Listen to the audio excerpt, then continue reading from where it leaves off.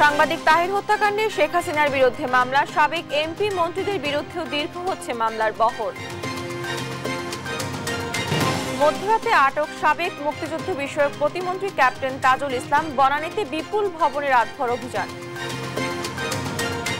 কক্সবাজারে সাবেক এমপি আব্দুর রহমান বদি গ্রেফতার। টেকনাফে হত্যা চেষ্টার বদি সহ ৩০ জনের নাম উল্লেখ করে মামলা। ১৩ বিশ্ববিদ্যালয়, কলেজ ও ৬ মেডিকেল ছাত্র রাজনীতি নিষিদ্ধ। ঢাকা বিশ্ববিদ্যালয়ে নিষিদ্ধের দাবি, সুস্থ ক্যাম্পাসের প্রত্যাশা। পুলিশের গুলিতে পা হারিয়েছেন, কাতরাচ্ছেন সাব্বির। চিকিৎসা খরচ জোগাতে হিমশিম পরিবার, নৃশংস ঘটনার বিচার দাবি। এবং বিসিবি জরুরি সভা, আজ পদত্যাগ করবেন পাপন। কঠিন সময় পেরিয়ে পাকিস্তানের বিপক্ষে ভালো খেলার আশা শান্তদের। আমন্ত্রণ সংবাদ সকালে, দেখছিলেন শিরোনামগুলো, সঙ্গে আছি আমি ডানা ইসলাম।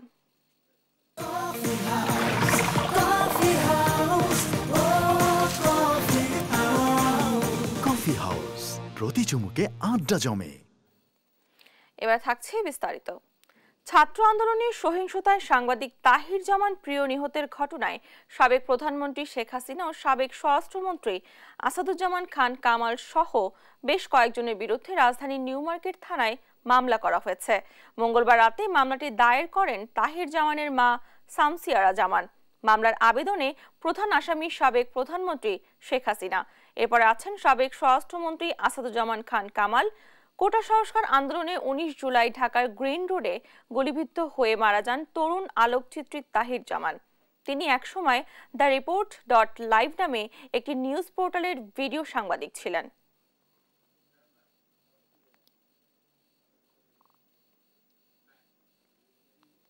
সাবেক মুক্তিযুদ্ধ বিষয়ক প্রতিমন্ত্রী ক্যাপ্টেন অবসরপ্রাপ্ত এবি তাজুল ইসলাম এবং আওয়ামী লীগের সাংগঠনিক সম্পাদক ও সাবেক এমপি আহমেদ হোসেন গ্রেফতার হয়েছেন। মঙ্গলবার রাতে তাজুল ইসলামকে রাজধানী গুলশান এবং আহমেদ হোসেনকে বনশ্রী থেকে গ্রেফতার করে ঢাকা মহানগর গোয়েন্দা পুলিশ। বিষয়টি নিশ্চিত করে ডিবির একটি সূত্র জানায়, তাজুলকে রাজধানী গুলশান ও আহমেদ হোসেনকে বনশ্রী থেকে আটক করা হয়েছে। তাদের ডিবি হেফাজতে রাখা হয়েছে। তবে কোনো মামলায় গ্রেফতার দেখানো হবে বিষয়টি এখনো বলা যাচ্ছে না। জিজ্ঞাসাবাদের জন্য তাদের রাজধানী মিন্টু রোডে ডিবি অফিসে নেওয়া হয়েছে। মধ্যরাত থেকে বনানীর প্রিয় প্রিয়াঙ্গন ভবনে অভিযান চালাচ্ছে আইনশৃঙ্খলা বাহিনী। ভবনটি ঘিরে রেখেছে র্যাব, পুলিশ ও সেনা সদস্যরা। ভিতরে ঢুকতে দেওয়া হয়নি কোনো সংবাদকর্মীদের। এখন পর্যন্ত ভেতর থেকে ৩টি ডিজিটাল লকার বাইরে আনা হয়েছে। ঘটনাস্থলে ভোর রাত পর্যন্ত ছিলেন যুব ও ক্রীড়া উপদেষ্টা আসিফ মাহমুদ ও গণ অধিকার পরিষদের সভাপতি নুরুল হক নূর সহ শিক্ষার্থীরা। এ সময় নুরুল হক নূর জানায়, প্রিয় প্রিয়াঙ্গন ভবনের একাধিক তলায় সাবেক বিদ্যুৎ ও জ্বালানি প্রতিমন্ত্রী নসরুল হামিদ বিপুর ব্যক্তিগত অফিস রয়েছে। সেখান থেকে ছাত্র আন্দোলনে হামলাকারীদের অর্থ সরবরাহ করা হতো এবং বর্তমানে সেখানে বিপুল পরিমাণে অবৈধ অর্থ রয়েছে এমন সংবাদ তারা প্রশাসনকে জানায়। এরপর প্রশাসনের অভিযান শুরু হয়। তবে অভিযান শুরু করতে বিলম্ব হওয়ায় অর্থসহ অবৈধ মালামাল সরিয়ে ফেলারও অভিযোগ করেন তিনি। এই বিল্ডিং থেকে গত আগস্ট মাসে যে ঢাকার বিভিন্ন শহরে অস্ত্রধারী পেশাদার সন্ত্রাসীদেরকে ছাত্র জনতা হত্যা করার জন্য ব্যবহার করা হয়েছে, তাদের মাঝে টাকা বিলানো হয়েছে এবং এই বিল্ডিংয়ে আপনার নসরুল হামিদ বিপুর যে অফিস, সেখানে ইলেকট্রিক লকার, বল্টে টাকা, ডলার অনেক কিছু এখানে আছে। এটা আমরা জেনেছি কার কাছ থেকে? নসরুল হামিদ বিপুর নিরাপত্তা কর্মীদের কাছে। কারণ আজকে যখন এই ফ্যাসিস্ট শক্তির পতন হয়েছে, তারা দেশের স্বার্থে সত্য কথাগুলো বলছে। এই কথাটি জানার পরে আমরা পুলিশের আইজিপি মহোদয়কে জানাই। আন্দোলনে ছাত্র জনতা হত্যার দায়ে একের পর এক মামলা হচ্ছে আদালতে। মঙ্গলবার মামলা হয়েছে ৯টি, যার ৭টিতেই প্রধান আসামি হয়েছেন সাবেক সরকারের প্রধানমন্ত্রী শেখ হাসিনা। এছাড়া প্রথমবার হত্যা মামলার আসামি হয়েছেন শেখ রেহানা, সাইমা ওয়াজেদ পুতুল ও সজীব ওয়াজেদ জয়। ভুক্তভোগীদের অভিযোগ, শেখ হাসিনার নির্দেশেই সারা দেশে নির্বিচারে হত্যাকাণ্ড চালানো হয়। এসব অভিযোগ এজাহার হিসাবে গ্রহণ করে তদন্তের নির্দেশ দিয়েছেন আদালত। আরো জানাচ্ছেন মাইনুদ্দিন আরিফ। ছাত্র জনতার গণ অভ্যুত্থানে স্বৈরাচার শেখ হাসিনা পালিয়ে যাওয়ার পর তার বিরুদ্ধে একের পর এক মামলা করছেন ভুক্তভোগীরা। প্রতিদিন আদালতে ভিড় করছেন আন্দোলনে নিহতদের পরিবারের সদস্যরা।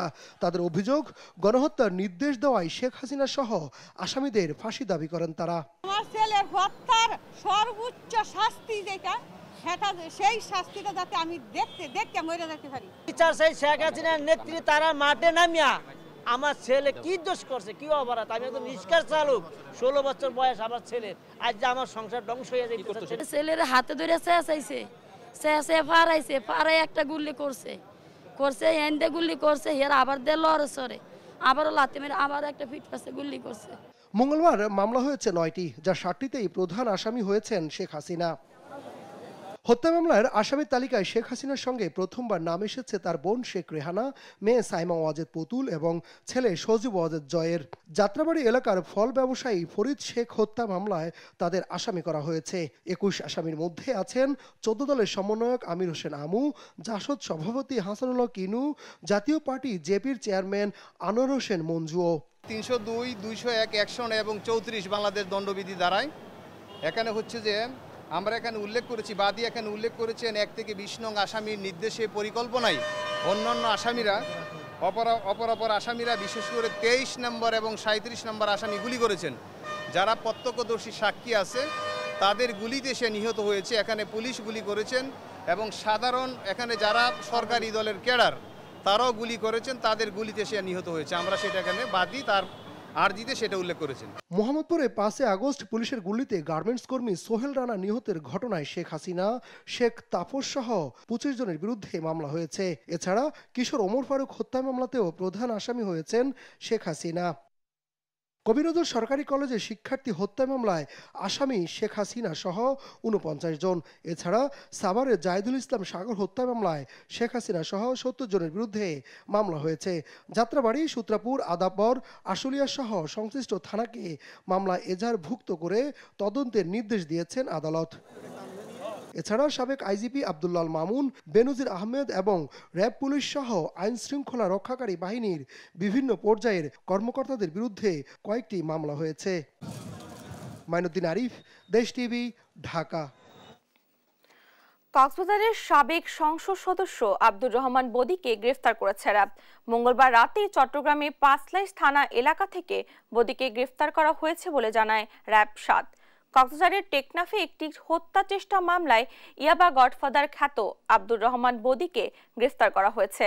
র্যাব জানিয়েছে, গোপন তথ্যের ভিত্তিতে খবর পেয়ে রাত 10টার দিকে মেহেদীবাগ এলাকা থেকে বদিকে গ্রেফতার করা হয়। আব্দুর রহমান আওয়ামী লীগের প্রার্থী হিসেবে 9ম ও 10ম জাতীয় সংসদ নির্বাচনে কক্সবাজার 4 আসন থেকে সংসদ সদস্য নির্বাচিত হন। ইয়াবাকাণ্ডে বদিকে নিয়ে বিতর্ক উঠলে পরের নির্বাচনে ওই আসনে তার স্ত্রীকে মনোনয়ন দেয় আওয়ামী লীগ। তিনি 2 দফায় সংসদ সদস্য নির্বাচিত হন। স্বরাষ্ট্র মন্ত্রণালয়ের তালিকায় মাদক চোরাচালানের পৃষ্ঠপোষক হিসেবে আব্দুর রহমান বদির নাম রয়েছে।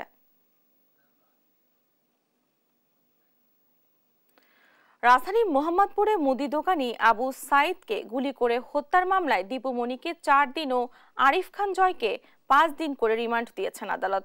মঙ্গলবার বিকেলে পুলিশের কড়া পাহারায় তাদের আদালতে তোলা হয়। এ সময় আদালত প্রাঙ্গণে তাদের সর্বোচ্চ শাস্তির দাবি করেন আইনজীবী ও ভুক্তভোগীরা। মাইনুদ্দিন আরিফের রিপোর্টে বিস্তারিত। মুদি দোকানি আবু সাইদকে গুলি করে হত্যার অভিযোগে গত 13 আগস্ট সাবেক প্রধানমন্ত্রী শেখ হাসিনা সহ 7 জনের বিরুদ্ধে আদালতে মামলার আবেদন করা হয়। ঢাকার সিএমএম আদালত অভিযোগ এজাহার হিসাবে গ্রহণ করতে মোহাম্মদপুর থানার ভারপ্রাপ্ত কর্মকর্তাকে নির্দেশ দেন। মামলার 7 দিন পর সোমবার রাতে গ্রেফতার করা হয় সাবেক সমাজ কল্যাণ মন্ত্রী দীপু মনি ও সাবেক যুব ও ক্রীড়া উপমন্ত্রী আরিফ খান জয়কে। মঙ্গলবার বিকেলে কড়া পাহারায় তাদের নেওয়া হয় চিফ মেট্রোপলিটন ম্যাজিস্ট্রেট আদালতে। আদালতের হাজতখানায় কিছুক্ষণ রাখার পর তোলা হয় এজলাস কক্ষে। এ সময় আদালত পাড়ায় বিক্ষোভ করেন আইনজীবী ও ভুক্তভোগীরা। এই শরীফার তত্ত্ব, ট্যাগ তত্ত্ব, মানে হাসের তত্ত্ব বুঝিয়ে শুধু কোমলমতি ছাত্রছাত্রীদের সে এতদিন ঘুম পাড়িয়ে রেখেছিল। যেগুলো অপরাধীকে আমরা সবাইকে আইনে পুরো শাস্তিমূলক আমাদের বিচার কার্যকর করতে হবে। সারা দেশের মানুষের তারা নির্বিচারে যেভাবে হত্যা করছে তাদেরকে বিচারিকভাবে এইভাবে ঠিক যত মানুষকে হত্যা করছে তাদেরকে ওই অনুযায়ী বিচার করে তাদেরকে ফাঁসিতে ঝুলানো উচিত। হত্যা মামলায় পুলিশের পক্ষ থেকে 10 দিনের রিমান্ড আবেদন করে রাষ্ট্রপক্ষ। আদালত রিমান্ড শুনানি শেষে দীপুমণিকে 4 দিনের এবং আরিফ খান জয়কে 5 দিনের রিমান্ড মঞ্জুর করেন। আবু সাইদ নামে মুদি দোকানদার যিনি এই হত্যার শিকার হয়েছেন, সরাসরি এই মামলায় ওনাদের সংশ্লিষ্টতা পাওয়া গিয়েছে এবং ওনারা যে হত্যাকাণ্ডের সাথে জড়িত সেটি বিজ্ঞ আদালতে রাষ্ট্রপক্ষে উপস্থাপন করা হয়েছে। আদালতের প্রেক্ষিতে বলেছেন যে প্রাথমিকভাবে যেহেতু সত্যতা পাওয়া গিয়েছে, মহিলা একজন আসামি হওয়ার কারণে ডক্টর দীপুমণিকে 4 দিনের রিমান্ড এবং বিজ্ঞ আদালত আরিফ খান জয় যিনি অপর আসামি ওনার বিরুদ্ধে 5 দিনের রিমান্ড বিজ্ঞ আদালত সন্তুষ্ট হয়ে মঞ্জুর করেছেন। মুদি দোকানে আবু সাইদ হত্যা মামলায় 1 নম্বর আসামি করা হয় সাবেক প্রধানমন্ত্রী শেখ হাসিনা ও 2 নম্বর আসামি ওবায়দুল কাদেরকে। মাইনুদ্দিন আরিফ, দেশ টিভি, ঢাকা। অর্থ পাচার সহ বিভিন্ন দুর্নীতির অভিযোগে সাবেক প্রধানমন্ত্রী শেখ হাসিনার উপপ্রেস সচিব আশরাফুল আলম খোকনের দুর্নীতির অনুসন্ধানে নেমেছে দুর্নীতি দমন কমিশন দুদক। অনুসন্ধানে উঠে আসে খোকন দেশে বিদেশে শত কোটি টাকার সম্পদ গড়েছেন। আছে কোটি কোটি টাকা মূল্যের বাড়ি, ফ্ল্যাট ও ইটভাটা। তার বিরুদ্ধে রয়েছে স্বর্ণ চোরাচালানির অভিযোগ। যুক্তরাষ্ট্রের নিউ ইয়র্কে রয়েছে বাণিজ্যিক ফ্ল্যাট, আবাসিক ফ্ল্যাট ও রেস্টুরেন্ট। স্ত্রীর নামেও রয়েছে প্রায় 7 কোটি টাকার সম্পত্তি।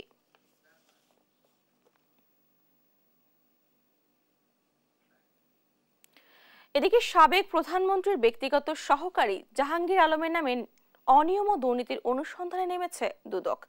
সংসদের দৈনিক মজুরি ভিত্তিক কর্মচারী হলেও 2009 সালে আওয়ামী লীগ ক্ষমতায় আসার পরে প্রধানমন্ত্রীর ব্যক্তিগত সহকারী পরিচয় দিয়ে নিয়োগ, বাণিজ্য, বদলি সহ নানা তদবির করে অবৈধ সম্পদের মালিক হয়েছেন জাহাঙ্গীর আলম। নিয়ন্ত্রণ করতেন নিজ এলাকার রাজনৈতিক পদ বাণিজ্য। ঢাকায় একাধিক ফ্ল্যাট, বাড়ি ও কোটি টাকা মূল্যের কয়েকটি গাড়ির সন্ধান মিলেছে দুদকের অনুসন্ধানে। ছাত্র জনতার অভ্যুত্থানে 5 আগস্ট আওয়ামী লীগ সরকারের পতন হয়। মঙ্গলবার পর্যন্ত শিক্ষার্থীদের দাবির মুখে দেশের 11টি সরকারি বিশ্ববিদ্যালয়, 2টি সরকারি কলেজ ও 6টি সরকারি মেডিকেল কলেজে ছাত্র নিষিদ্ধ করা হয়েছে। আওয়ামী লীগের শাসনামলে দেশের বিভিন্ন শিক্ষা প্রতিষ্ঠানের আবাসিক হলে ছাত্রলীগের নির্যাতন সহ নানা অপকর্মে অতিষ্ঠ ছিলেন সাধারণ শিক্ষার্থীরা। এখন ছাত্র রাজনীতির বিরুদ্ধে রুখে দাঁড়াচ্ছেন তারা। মঙ্গলবার পর্যন্ত শিক্ষার্থীদের তোপের মুখে দেশের 11টি পাবলিক বিশ্ববিদ্যালয়, 2টি সরকারি কলেজ ও 6টি সরকারি মেডিকেল কলেজে ছাত্র রাজনীতি নিষিদ্ধ করা হয়েছে।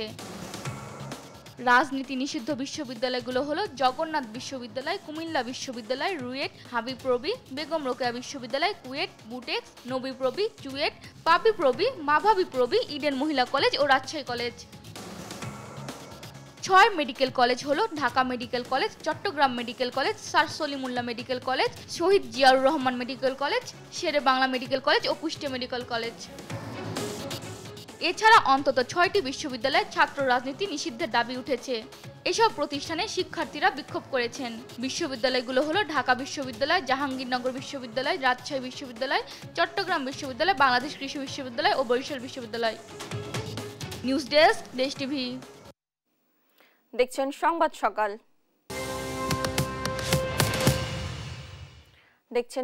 সকাল। কিসের কোটা আর সংস্কারই বাকি, কোনোটাই জানা ছিল না সাব্বিরের। কখনো সে দেখেনি সরকারি চাকরির স্বপ্ন, তবু সে সামিল হয়েছিল শিক্ষার্থীদের স্বপ্ন আদায়ের মিছিলে। পুলিশের গুলিতে এক পা হারিয়ে এখন সে কাতরাচ্ছে কার্যত বিনা চিকিৎসায়। তার চিকিৎসার অধিকার আদায় কি সামিল হবে না কেউ? সজীব রহমানের ক্যামেরায় সাব্বিরের দুঃসহ যন্ত্রণার কথা জানাচ্ছেন নিয়াজ মোর্শেদ।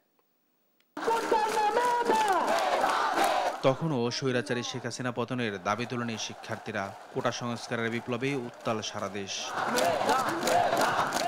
স্লোগান চলছে স্বৈরাচারী শেখ হাসিনার বিতর্কিত রাজাকার মন্তব্যের প্রতিবাদে। ভয়াল 19 জুলাই শুক্রবার বিকাল 3টা। ছুটির দিনে ঘুরতে বেরিয়েছিল সিএনজি মিস্ত্রি সাব্বির। থানার সামনে গিয়ে দেখে শিক্ষার্থীদের মিছিল। স্লোগানে স্লোগানে মুখর পুরো বনশ্রী এলাকা। এই স্লোগানে জ্বলে ওঠে সাব্বির, সুরে সুরে তাল মিলায়। কখন যেন শিক্ষার্থীদের একজন হয়ে ওঠে 17 বছরের এই দিনমজুর। একাত্মতায় মিশে যায় ওদের সাথে। কিছু বুঝে ওঠার আগেই রামপুর থানার সামনে থেকে মুহুর্মুহ গুলি ছোড়ে পুলিশ। আতঙ্কিত সাব্বির লুকানোর চেষ্টা করে ড্রেনেজ পাইপের আড়ালে। মাথাটা লুকাতে পারে, তবে শরীর বিদ্ধ হয় গুলিতে। মেন রোডে দেখি আরো অনেক ছাত্র ভাইয়েরা আছে, তো ছাত্র ভাইয়েরা যখন স্লোগান ধরে তখন আমি ওই আন্দোলনের ভিড়ে ঢুকে যাই। থানা পর্যন্ত যাওয়ার পরে গোলাগুলি শুরু হয়ে যায়। তো নিজেকে বাঁচানোর চেষ্টায় আমি এক জায়গায় লুকানোর চেষ্টা করি। লুকাতে গিয়ে যে আমার বডি কিছুটা ঢুকাইছি, আর কিছুটা ঢুকাতে পারিনি, গুলি লেগে যায়। নেওয়া হয় হাসপাতালে। মা আর বোনরা ছুটে যায়। অসংখ্য রোগীর কাফেলায় হাসপাতালে সাব্বিরের সিরিয়াল মিলে রাত 2টোয়। ওদিন শুক্রবার ছিল, ওনাদের নাকি বন্ধ ডেট ছিল, ডাক্তার ছিল না। অপারেশনের রুমে ঢুকাইতে 2টা বেজে গেছে। আমার ভাই খুবই ব্যথায় ছটফট করছিল। সাব্বির আর তার মায়ের উপার্জনে চলতো মা ছেলের সংসার। অচল সংসারে এখন ছেলের চিকিৎসার জন্য চড়া সুদে ঋণ নিতে হয়েছে তার মাকে।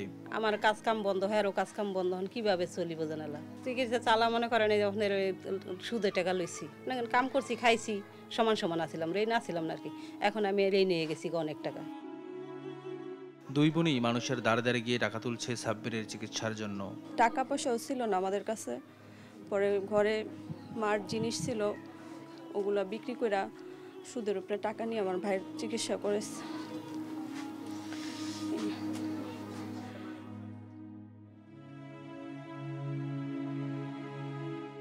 পুলিশের গুলি সাব্বিরের বুক চিরে মেরুদণ্ড ভেদ করে যায়। ফলে বিকল হয়ে পড়ে তার ডান পা। সেই পায়ের যন্ত্রণা সইতে পারছে না সাব্বির। এখনো কাটা হয়নি তার অপারেশনের সেলাই। টাইলসের দোকানে কাজ করা সাব্বিরের মায়ের সাধ্য নেই প্রতিদিন 1500 টাকার ওষুধ কেনার। তিনি এই নৃশংস ঘটনার বিচার চান। তার আগে চান তার সন্তানের সুচিকিৎসা। ছাত্র জনতার অভ্যুত্থানে আহতদের সুচিকিৎসার ব্যবস্থা কখন করবে এই স্বাধীন রাষ্ট্র? মোর্শেদ, দেশ টিভি, ঢাকা। দেখছেন সংবাদ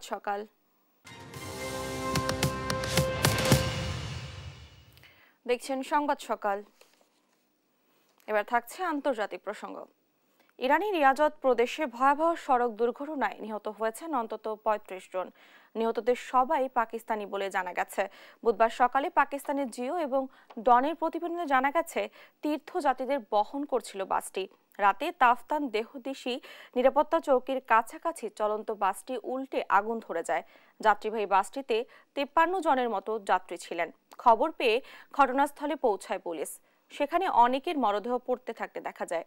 আহতদের উদ্ধার করে নেওয়া হয়েছে আশেপাশের হাসপাতালে। নিহতদের সংখ্যা বাড়তে পারে বলে ধারণা করা হচ্ছে।